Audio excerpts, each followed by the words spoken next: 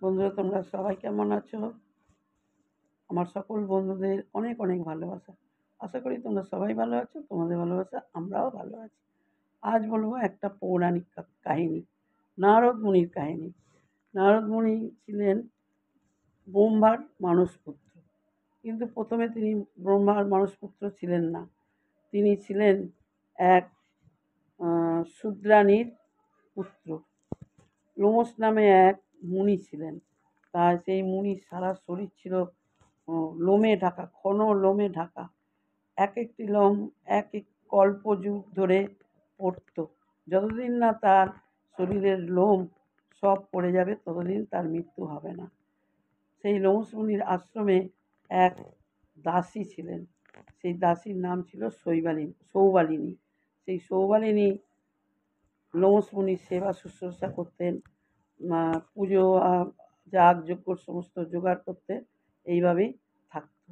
তার সেবাতে লোমশ মুনি খুব সন্তুষ্ট হয়ে তাকে বর দিলেন যে তোর একটা সন্তানের দরকার, তোর একটা পুত্র সন্তান হবে। তারপরে সেবা ওই দাসী এক সন্তান জন্মায়। সেই সন্তানের নাম রাখে দুঃখী। এই হচ্ছে দুঃখী হচ্ছে পরে হয়েছিল নারদ মুনি। এই দুঃখী আর মা তারা থাকে প্রত্যেক দিন ভোরে চলে আসে লোমশ মুনির আশ্রমে। লোমশ মুনির সেবা শুশ্রূষা করে। আর দুঃখী লোমশ মুনির পুজো যাগযজ্ঞের ফল ফুল কাঠ বন থেকে সংগ্রহ করে। এইভাবেই তারা দিন কাটায়। একবার লোমশ মুনির আশ্রমে অনেকগুলো মুনি এলেন। মুনি এসে লোমশ মুনির কাছে নানা রকম শিক্ষা লাভ করলেন, যাগযজ্ঞ ধ্যান পূজা অর্চনা করতেন। তার সঙ্গে দুঃখীও সব কিছু তাদের সঙ্গে করতো। এইভাবে দুঃখী অনেক কিছু শিখে গেল। তারপরে কিছুদিন শেখার পরে মুনি ঋষিরা সেইখান থেকে চলে যাচ্ছে, তখন দুঃখীও তাদের সঙ্গে যাচ্ছে। তখন মুনি ঋষিরা বললো, তুমিও কোথায় যাচ্ছ? বলছে, আমিও আপনাদের সঙ্গে যাব। আপনাদের কাছে সঙ্গে থেকে আমি সব কিছু শিখেছি, আমিও যাব। তখন তারা চলে যায় বদ্রিকাশ্রমে। বদ্রিকাশ্রমে গিয়ে তারা আবার সেইখানে নানান রকম ধ্যান যাগ যজ্ঞ পুজো অর্চনা করে। একবার হঠাৎ তার মায়ের কথা মনে পড়ে। তারপরে সে তার মায়ের কাছে ফিরে আসে।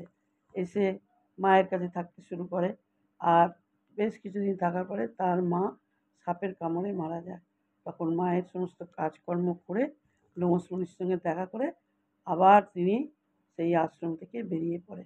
নানান জায়গায় ঘুরে ঘুরে বেড়ায়, যেখানে সেখানে ধ্যান করতে বসে, যেখানে সেখানে থাকে, বসে থাকে। এইভাবে থাকতে থাকতে একদিন ব্রহ্মা বিষ্ণু মহেশ্বর তিনজনই দেখা দিলেন। তখন ব্রহ্মা বললেন, আজ তো তোর দুঃখে আমি খুব দুঃখিত। আজ থেকে তুই আমার মানসপুত্র। আর তোর দুঃখী নাম আজ থেকে আমি সরিয়ে ফেললাম, তোর নাম দিলাম নারদ। আর তুই সারা জীবন বিষ্ণুর ধ্যান করবি, বিষ্ণুর সুনাম করবি। তোকে তুই যেখানে যাবি, তুই রাক্ষস দৈত্য দানব মানব সবার কাছে তুই পুজো পাবি, তোকে সবাই পুজো করবে। আর তখন মা সরস্বতী ব্রহ্মার, সবাই বলে মা সরস্বতী ছিল ব্রহ্মার কন্যা। তখন মা সরস্বতী নারদ মুনিকে এই বীণাটা দিয়েছিল। বীণা দিয়ে বলল যে এই বীণা তোমার হাতে থাকলো, তোমার রাগিনী তোমার সঙ্গে সবসময় থাকলো, আর এই বীণাও তোমার সঙ্গে থাকলো, এটা তোমাকে দান করলাম। ছোট করে বললাম, বললে আরও বড় হবে। বন্ধুরা, তোমরা কিন্তু শুনবে, তোমরা ভিডিওটা দেখো বা ভালো লাগবে, আশা করি ভালো লাগবে। ছোটোর ওপরে বললাম, আমি সবসময় ছোটো ছোটোই বলি,